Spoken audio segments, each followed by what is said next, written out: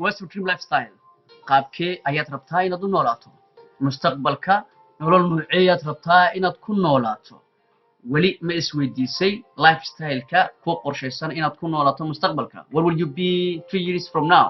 3 sano kadib sidee baad rabtaa inaad u eekaato no matter 2 days waxaad haysato lacag la'aanta aad ku jirto caafimaad darrada kugu jirta hanti la'aanta kugu jirta culays ma laha because maanta way dhamaatay already laakiin culaysku wuxuu yahay beritoole qaabka aad doonayso inaad u noolaato 3 sano kadib maanta 3 sano kadib halkee ayaad rabtaa inaad joogto halkeed rabtaa inaad gaadho qof sidee aad doonaysaa inaad u eekaato miyuu jiraa qof kuu sawiran ama mustaqbal kuu sawiran ood higsanayso in terms of financial dhaqaalaha noqoto waqti xorriyada noqoto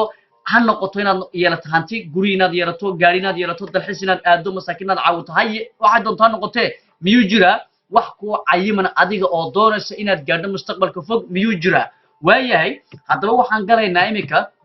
bal waxaan intaa ka tagno waxaan isu gudbaynaa profit sharing planka qaabka ay shirkadu u share garayso faa'iidadeeda profitka ay share garaynayso shirkadan saan soo sheegnay magaceega Tans bala dhaha waa shirkad China qof baan iskale waxay ka howlgashaa shirkadan in ka badan 190 wadan bay xarumo waaweyn ku leedahay sorry 110 wadan bay xarumo waaweyn ku leedahay sidoo kale 190 wadan in ka badan ilaa 220 wadan bay shirkadan ka shaqeysaa shirkadan waxay soo saartaa wax soo saar ay leedahay alaabay soo saartaa waxa kamid ah herbalka kamid ah ama wax loo yaqaan dawo dhaqameed bay soo saartaa sidoo kale waxay soo saartaa cosmetiga waxay kale soo saartaa alaabaha guryaha lagu qurxiyo plus waxay soo saartaa mashiinada caafimaadka ay shirkadani soo saartaa afartaa shay waa wax soo saarka shirkadda saad ku arkaysaan xaggan calaamadahaba placeka meesha lagu shaqeynay xaruntina iyadaas kale adiga lagama doonayo qiimaha alaabta lagu iibinayna waxana ku aan go'aaminayna ma hayna shirkadda mar hore soo go'aamisay haddaba shirkadani adiga waxay doonaysaa adiga ku doonaysaa oo maxay ka doonaysaa adiga shirkaddu waxay rabtaa waxaan ay soo saarto qof marketing u sameeyo suuqgeyn u sameeya ayay shirkaddu ka doonaysaa taasa waxa loo yaqaan network marketing qaabka shirkadu ku shaqeyso waxa loo yaqaan network marketing waxa ku shaqeeya in ka badan 5,000 oo shirkadood ba qaabkan oo kale ku shaqeeya 5,000 oo shirkadood ku shaqeeya Tans waxay kamid tahay waxay ku jirtaa darajahan 11 bay fadhida iibka ay sameysana wuxuu gaarayaa bishii 1.55 billion USD waxay iibsaa 1.55 billion ayay iib sameysaa marka shirkadani marketkeegu wuxuu gaaray in ka badan 220 wadan darajahana 5,000 oo shirkadood waxay fadhidaa 11 darajada la dhahay fadhida haddaba adigu waxay ka rabtaa inaad sameyso marketing ayaad ku sameynaysaa marketing ama suuqgeyn ayaad ku sameynaysaa dadka adigu taqaana asxaabtaada ayaad information u sheegaysaa dadkaasi markay yimaadiin ee alaab shirkadda ka gataan adigu waxaad helaysaa commission kaas oo loo yaqaano toddobaadkii aad helayso commissionka iyo bishii baad helaysaa marna isbuuci baad qaadan marna bishii baad qaadan doontaa insha Allah qaabkaad u qaadanayso iyo waxaas wuxuu yahayna slide-ka dambe ama waxa soo socda xagga dambe ayaan insha Allah here we go. And how do you do to build consumer group through a promotion? Sidee baad u dhisaysaa ama sidee baad u bilaabaysaa inaad dhisto ganacsigaaga adigoo sameynaya xayeysiis sidee baad ganacsigaaga u bilaabaysaa adigoo abuuraya consumer group oo u maraya waxa loo yaqaan xayeysiinta haddaba ganacsigan inaad bilowdo adigu waxa laga rabaa 3 shay inaad samayso ayaa laga doonaya 3 shay waxa ka inaad samayso purchase alaabta inaad iibsata laga doonaya adiga purchase ama 3 simple step waxa la yiraahdaa jira 3 shaqo fudud baa laga rabaa adigu inaad qabato 3 shaqo waxa ka purchase product package only one time waxaad alaabta iibsan shirkadda ayaad alaabka iibsanaysaa hal mar ayaad alaabka iibsanaysaa sidoo kale waxaad furanaysaa customer business account aad leedahay baad samaysani oo ID card sawirka ku arkaysaan ID card baad samaysanaysaa marka shirkaddan inaad bilowdo qodobka koobaad laga rabo waxa weeye inaad alaab iibsato iyo inaad samaysato account inaad samaysato waa laba qodob isfaacad alaab baad iibsanaysaa account waad furanaysaa ama ID card baad samaysanaysaa qodobka labaad waxa weeye share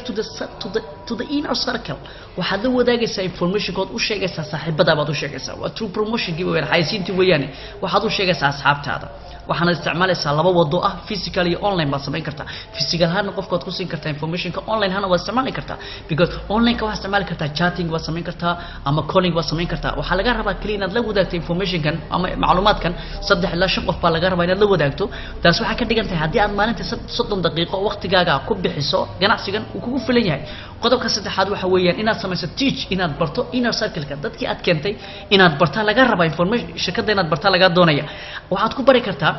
office xafiis baad ku bari kartaa inaad geyso sidoo kale waxaad ku bari kartaa online baad ku bari kartaa ganacsigan dadka waxaad ku bari kartaa oo kale gurigaaga ayaad isticmaali kartaa marka saddexda wado way ku furan tahay therefore ganacsigan aad bilowdo adigu waxa laga rabaa kaliya waa saddexda shaqo kow waxaan waa iib inaad iibsato laba waa inaad information ka sheegto saddex waa inaad sii bartaa adigoo isticmaalaya office-ka ama online-ka ama home party-ga adigoo guriga isticmaalaya saddexda wado waad ku gudbin kartaa ganacsigaaga how does it work haddaba shirkadan qaabkee baan ula shaqaynaya qaabkee ayaan shirkadan u bilaabaya how does it work qaabkee bay u shaqaynaysaa qaabka u shaqaynaysa waa to start this business inaad ganacsigan bilowdo waxaa laga rabaa to purchase inaad iibsato ganacsigan inaad bilowdo waxaa laga rabaa inaad iibsato wax soo saarka shirkadda inaad iibsato waa number 1 way waayahay haddaba inaad shirkadan alaab ka iibsato shirkaddu waxay ku siisay saddex wado ayaa ku bannaan inaad iib ku samayso ama aad doorato oo aad adigu qaadatay ka aad karayso saddexda option waxay kala yihiin co-bronze member inaad shirkadda ka iibsan karto $110 oo alaab oo qodobka koowaad wey laba silver member inaad iibsan karto $220 iyaduna waa meel gold member inaad iibsato $440 inaad iibsatana waa wado kale ku bannaan weeyaan marka shirkadda waxa laga rabaa alaabta aad iibsanayso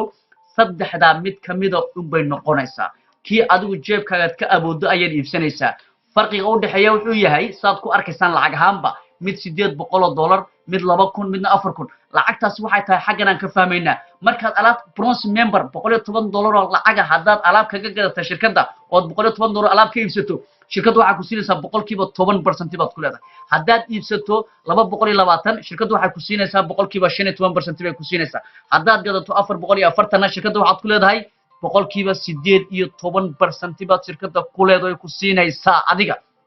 waayahay haddaba waxay ka dhigan tahay taasi markaan anigu iibsado alaabta $110 bixiyo boqolkiiba waxa la siin doonaa 10% laakiin waa goorma waa marka aad samayso xayeysiin xagga damaankayga doonay 220 waxaad xaq u leedahay dad iibsatana boqolkiiba 15 440 waxaad xaq u leedahay inaad ku hesho boqolkiiba 18% baad xaq u leedahay inaad hesho waayahay haddaba example kan qaadanayna marka example-ku waa sida tusaale maanta waxaad iibsatay $220 baad iibsato shirkadda ka iibsatay 220 markaad iibsato adigu waxa laga rabaa saan sheeg inaad samayso xayeysiintuna waa sidan marka 220 iibsaday waxaan keenay laba qof oo saaxiibadeen u yeero oo keenay labada qof adiga ku hooseeyaan adiga ayaa qoray haddaba maxaan ka helaynaa faa'iidadu maxay tahay waxaan ka helaynaa 200 oo qofku iibsaday oo lagu dhiftay 15 kiiba waxa lagu dhifan 15% 200 lagu dhifay 15 waa $30 200 lagu dhifay 15 waa $30 dan waxaad leeyahay $60 salka ku qoran $20 shirkadda ku siinayso development bonus baa lacagta ma ka fahmi doona insha Allah lacagta waxay noqonaysaa $80 baad isbuucan helaysaa marka haddii aad laba qof keento oo labada qof iyo kuna 220 iibsato okay haddaba haddii adigu aad iibsato silver darajada la yiraahdo oo shirkadda ka iibsato lacag gaadhaysa alaab gaadhaysa $220 haddaad shirkadda ka iibsato aanad keento laba qof oo iyo kuna iibsada aad isla isbuuca keento ama isbuuca labaad ama isbuuca koowaad baad keento shirkaddu waxay xaq ku siinaysaa adiga $60 oo meel oo kiiba 15 baad ka helaysaa iibkiisa sidoo kale $20 waa lagu darayaa waxaad qaadan isbuuca lacag gaadhaysa $80 baad la kacaysaa oo adigu iska leedahay waxaad iibsatay $220 baad alaab ku iibsatay laba qof baad keento iyo kuna sidoo kale iibsaday waxaad helaysaa $80 waxaan soo sheegnay haddaad iibsato lacag gaadhaysa 220 shirkaddu waxa xaq ku siinaysaa adiga boqolkiiba 15 baad leedahay percent baad ku leedahay dadka aad keento iibka ay sameeyaan waad ka helaysaa taas lagu dhifanaya sidaas aad marka ku helaysaa faa'iidada shirkadda saasaad ku helaysaa